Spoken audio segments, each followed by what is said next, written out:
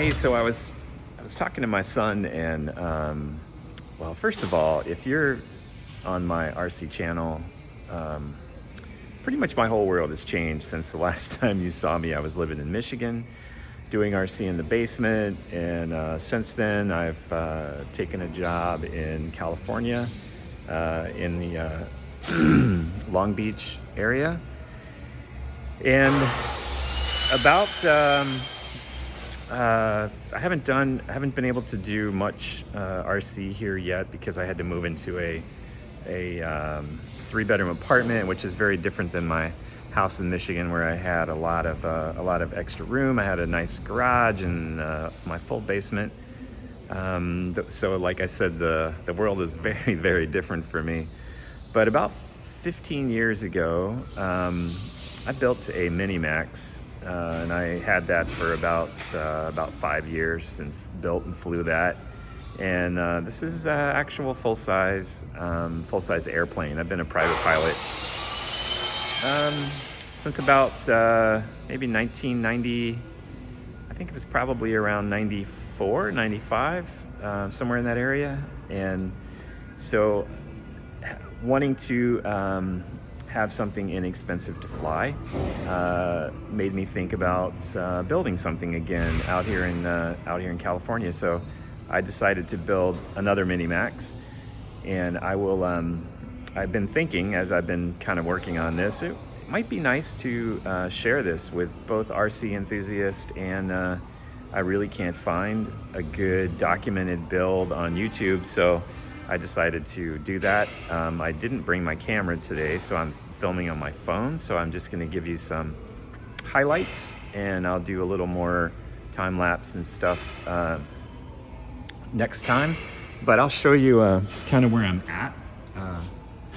All of the ribs are built at this point, and I believe these are the root ribs, or maybe these are my tip ribs. These are the tips. The root ribs actually have cutouts in them like this. This is the, if you haven't seen a jig before that's used for building this, all the ribs were built in this jig, if you're new to this. And when you put all your pieces in here, basically these are drilled off center, these cams. So you just turn them, and then they pinch the part. You can see where I have the line is actually where you put the part in, and then when you turn it, because it's off center, it actually makes the part tight against the edge. I'm at the point right now where I'm getting ready for wing assembly, and I am bringing you into this where I'm already in motion, obviously. But part of the getting ready for the wing assembly is there's just a lot of little details that have to be gone through. And as an example, these are for all the strut. What mounts the struts to the wing, and it's what mounts the wing to the fuselage. So there are all these aluminum pieces that had to be made, and I have them marked so I can keep track of them. Left, rear, aft. So each of them has a designation on it. So because since I match drilled all of them, I can remember where those go. And then you have to make these bearing brackets. By the way, all of my gussets and stuff, if you've been in RC very long, you're very familiar probably with Bob Holman, and I drew the parts for all of the plywood gussets and nose ribs for the D-box and stuff like that. And Bob was nice enough to cut all those for me. So here are the bearing supports for the ailerons are right here, and you can see this is another one of those detail things that has to be taken care of along the way. So chrome moly, 0.100 chrome moly steel are those, and And then there's some bearings that are made out of tubing, 3/8 inch chromoly tubing. I think it's 3/8 by 0.85 wall thickness. And so I've got those made. They're in my my box of supplies there. You're looking at the wing spars here. Each spar is close to 12 feet long. One interesting thing about here versus being in Michigan is you have access to incredible lumber. And yeah, so I'm using a lot of Douglas fir. So far, all of my dimensional lumber is Douglas fir. Of course, the plywood and stuff is aircraft ply. But the just 15 minutes from where I work, I have access to incredible Douglas fir lumber that has phenomenal grain. And there are rules. I'm going to show you the end grain here. There are rules for aircraft wood that you have to follow, and that one of those it's species specific. So for Douglas fir, you have to have a minimum of 8 growth rings per inch, and you can't have anything less than a 1 in 15 grain slope, which means in 15 inches across the lumber, your grain can't slope more than 1 inch. And I have to tell you, on this particular wood, this grain barely moves for the entire 12-foot length of the board. So it's just some incredible lumber. One of the things I'm doing right at the moment is I have to put these bearings on the wings, and you can see I've got a number 5 rib right here, which is the center point of the aileron, because the ailerons are cut loose. There's no glue in between these two members right here. So you cut here and you cut here once the wing is assembled, and then that sets your aileron free. But the bearing brackets that have to go in place there, that center one actually has a cutout in it, so it ends up being something like this.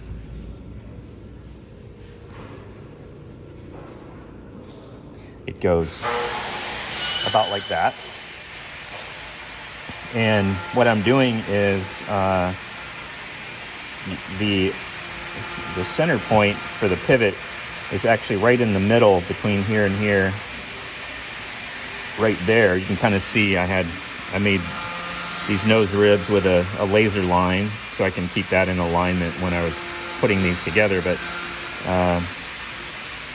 it's not easy to drill a 1/4 inch hole on this member right on the edge of it by itself. So what I'm actually doing is I'm putting a piece of 1/8 inch ply, which this slot is sized to accept an aileron spar, which is out of 1/8 inch mahogany, that goes in here. And I know I'm saying a lot of different things, but hopefully you can pick something up from this. But I'm putting in a little piece of 1/8 inch plywood on center here, and I'm going to use some CA and actually glue that in so that I'll have a nice hard point here where I can actually index that point right there. You can see where that dot is. That's where I've got to drill. So I'll have a nice hard smooth surface to actually index and drill that without the bit wandering around on me. So anyway, I'm going to get these the tip and root ribs. I'm going to put this little piece of plywood in, and then the rib number 5s, which are at the center of the wing. Yeah, then I'll take another. I'll kind of update you as I go along here. So, all right, cool. All right, so I'm set up here at the drill press. I'm really fortunate because the job I took in California, I'm actually working in a facility where we build homeless shelters and schools and homes out of shipping containers. So I'm kind of surrounded by projects here that we have in the factory.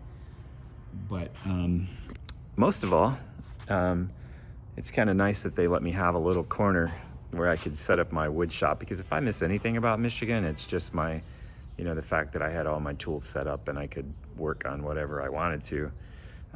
But we've got some pretty nice tools here, so I'm in the process of just getting set up to drill these holes. I'm going to start with you can see I've got this. Camera doesn't seem to like that very much.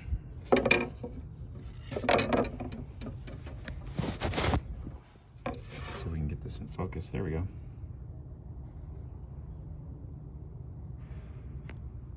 So I'm going to start with I've got this punched here. Just use an automatic punch to locate that hole. It's nice to have that kind of that hard point now, where not just dealing with soft wood. And I'm going to start with a 3/16 bit. These are for a 1/4 inch bolt, an AN4 bolt. So yeah, instead of going right for the 1/4, I'm going to start with a 3/16 and then change over. So I'll drill all of them. And these are some of the bearing pieces, some parts that get mounted to the wing here, especially the tip. These are for the tip and the root ribs, and I'll show you that where those go in a little bit. But I'm going to go ahead and get these drilled out with the 1/4 inch hole, and then we'll move on to the next step. Hey, so I'm super happy with my decision to hard point this area, because after I got the 1/4 inch hole drilled in here, it just actually turned out exactly how I was hoping it would. So anyway, I will I'll keep drilling and we'll get these done, and then we'll get cracking on the next step. All right, cool. This is so much fun. I don't know, just working with wood in general. And I don't know if you remember, I've been getting modeling magazines since I was in high school, which was a long time ago. And I remember seeing those ads for years for team aircraft. And I think they said something like, why let your plane have all the fun or something, you can build one of these yourself. And I remember that ad ran for a really long time, and that's what intrigued me to do it the first time. So anyway, I will keep going and we'll get on to the next step. Sweet. Okay, so now I'm trying to work out some, this bearing support runs parallel to the bottom cap strip, which is running right here. So this runs parallel to it, and I'm using the bearing. Wait, this is hard to do without being able to mount this camera to something. Just temporarily kind of putting, this is that tubing I was telling you about right under here. And so I just came up with something that would allow me to,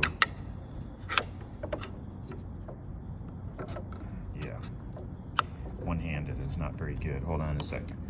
Okay, so now I've got this bearing parallel to the bottom, this bearing support, and this gets arranged a little bit differently after I get the holes drilled for the bearing support. So now I'm going to mark those on all the ribs. Then I got to go back to the drill press, drill out these AN3, which are 3/16 holes. That's for AN3 bolts. And then I'll be able to get these sub-assemblies put together, and it's all working toward actually getting the wing starting to go together. And then all these little pieces and all these little details that are associated with getting the wing ready to assemble, we finally get to see little things become big things, and that's really cool. All right, so I'll get this part done, and then I'll show you some more. You can see I've got this set up how it actually goes now, and I've got it marked so I don't lose track when all this comes back apart. This is the left outboard, number 5 rib, and you can see the bearing tubing in there that's acting as the bearing, and then it's between 2 washers, and then the plate, the bearing support here. And this is so when you take the 2 end supports off of the wing, the aileron just comes this way. This one has the piece cut out of it, is because then the center support got a pretty nice fit, so it actually sort of snaps into place. Like that, so you can see how this is open, and you just gently file it until you get it where it fits nicely. So if you were imagining this is the aileron, if you're removing it from the wing, or putting it on, either way, this supports in place, and this holds the middle portion of the aileron in there, and it just kind of clicks into place. So, and that's just by gently, gradually filing it until you get that nice snap. Then you know you got a good fit. So I've got this kind of lined up, and you see the staples here. You can see some staples over here. There are a lot of staples in this project. These root hard points are temporarily stapled in place because you have to slide the wing ribs onto this spar. So I'll be positioning these actually. These will actually get positioned. They go about here on the spar, somewhere in this location. And then once the holes are drilled and everything, then it all comes apart. You slide the wing ribs on, because you can see the aft spar slides into this slot right here. So when you're putting that aft spar in place, you want to make sure these are not glued on, because you got to slide it on. So you drill it. You see I've got them marked. Then you take it all apart, slide all the ribs on, then it all gets epoxied back in place. Speaking of epoxy, this is the epoxy of choice for this type of aircraft construction is T88 structural adhesive. It's phenomenal stuff to work with. Gives you about 45 minutes or so to set up, and it basically dries overnight. So you staple everything together, like you can see all the gussets are, once it's in the jig over there, they're all stapled on. And then once all the stapling, or once all the epoxy is dry, then you start the process of actually removing the staples, and there's plenty of them. And it's kind of cool because you get a really nice look there at a good epoxy squeeze out, which makes me super happy. So, and if you want that anywhere, you want it on this on these spars. So all right, so I have 5 more ribs to get set up with the brackets, and then we are ready to we're ready to go to the next back to the drill press, drill some holes, and keep the process moving forward. So all right, cool. I'll catch up with you in a few minutes. All right, so this is the root one of the root ribs, and it's got these extra holes cut in it, which are great for inspecting the inside of the wing. The wing is so easy to remove, and which is actually really helpful. And actually, this whole setup allows the aileron to be removed very easily as well. But you can see here, this is what it looks like on the inside of the rib. These are the holes for the aileron horn, which actually comes down here, down this way. Let's zoom out a little bit. The aileron horn comes down here, and then this block gets epoxied to the rib, because when this becomes the aileron, when you cut it loose here, remember, and then round off the front edge, and this gets a D-box basically on the leading edge of the aileron, just like the wing does. This is basically what's taking the shear load of the horn, and basically the shear load of the aileron when it's up and down. But when you flip it over, it's similar to the other one. It's just that the cap screw on this side allows this to easily slip on and off. And what you do is you drill this slightly undersized, and then you use a reamer and just slowly ream that out until you get a really nice fit over that 3/8 tube. And it just fits right over the cap screw, and then down down over the bearing, and you can see how this works out. You basically have 16th inch plywood for the root of the aileron, and you have 1/8 inch plywood for the root of the wing, the root rib, and the bracket fits tight against here, and the washer is about 1/16 of an inch. So basically you end up, that's how the bearing actually works, and it works extremely well. So yeah, so I'll get this. Sorry about that, there's a lot of dust on there. I've got 2 more, the right wing to do, and then we'll be back to the drill press, get these holes drilled, and then we've got some epoxying to do and stuff like that. So yeah, all right, cool, let's do it. I just wanted to show you real quick how I drill these. You see I've got this set up the way it goes, and all I do is I drill the first hole while I'm just holding it in place, and then I just drop a AN3 bolt in there, and then everything's held nice and steady for me to drill the second hole. Then I know I've got perfect alignment, and I won't have any issues at all. So, and that's the process I'll use to drill all of these holes. So, all right, just wanted to share that with you. All right, so I'm all set up here and ready for ready to epoxy these things on that I need to epoxy on.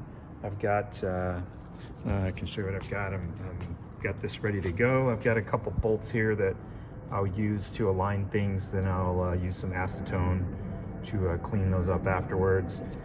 You can see I've marked out where the epoxy needs to go. I always epoxy both surfaces. I'll put epoxy on here, and I'll also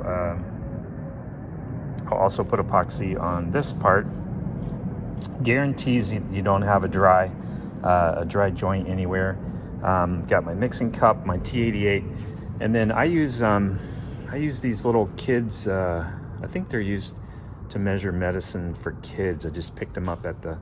I think I might have got them at Walmart or something. You just get 2 of them, and you just use one for your hardener, and for different tasks, I just either mix like at 0.5 tablespoons, 1 tablespoon, depending on the job. I kind of have it down pretty good where I have a good idea how much I need to do, and there's always a little bit left over in the bottom of the cup, so because I don't really like to remix, but I don't overuse it as well. So, and then I've got everything laid out, ready to go. I've got my clamps back here. Just picked these up, super inexpensive at Harbor Freight, but super good clamps. Not for like heavy clamping or anything, I don't think. It's just got like 1 rivet holding it, but I have never had a problem with these. Easy to work with, super inexpensive, and that's what I like. So, all right, I'm all set up, and we'll get some glue measured out, get it in the cup and mixed up, and then we'll go from there.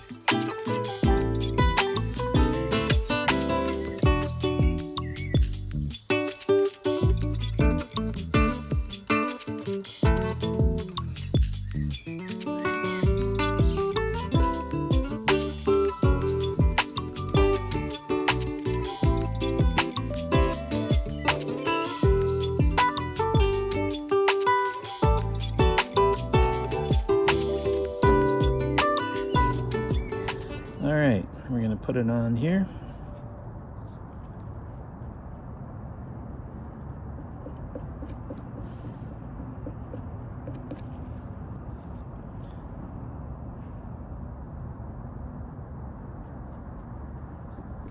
Now get it on this piece.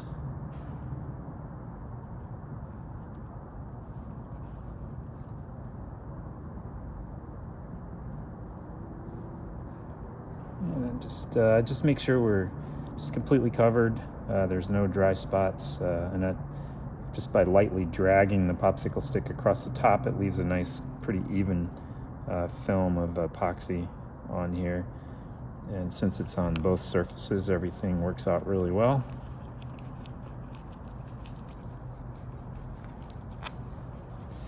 All right, then we'll put this in place, push it down, get a nice squeeze out there. And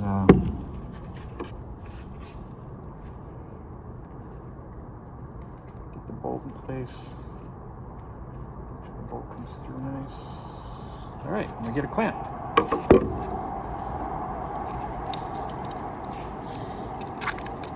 Be careful not to clamp so tight that you end up squeezing all the epoxy out of it. So I'm just going kind of right in the middle, and just a few turns where I see it squeezing out all the way around, and then that's where I stop. And I'm going to grab the camera. I can show you that. So I can show you that right there. You can see how you get a nice squeeze out of epoxy all the way around. So, all right, cool. So I've got, now I'll just pull the bolts out, and I've got 5 more to do. All right, cool.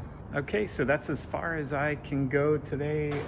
There are probably some other things I could do, but that's about how long I like to work. 3-4 hours is about my limit. And usually, when I get something set up and it needs to dry to go on to the next step, then we're all good. I just get it all good, walk away, and when I come back. All right, so they're all here, clamped together, and then these are just like before. After I had the bolts in there, then I staple them, and then they come back out. So yeah, so I hope you find this interesting, and I know it's not. I'm going to use my RC channel to document this, and even though it's not RC. There are a lot of similarities, and probably a number of things to that you can pick up along the way for your modeling, and that's always good. So yeah. Anyway, yeah. So take care of yourself. Stay safe while you're quarantined, and what crazy times, right? I mean, I just can't believe what we're dealing with, but hey, we're getting through it, so that's what counts. So you be healthy and safe, and I will catch you later.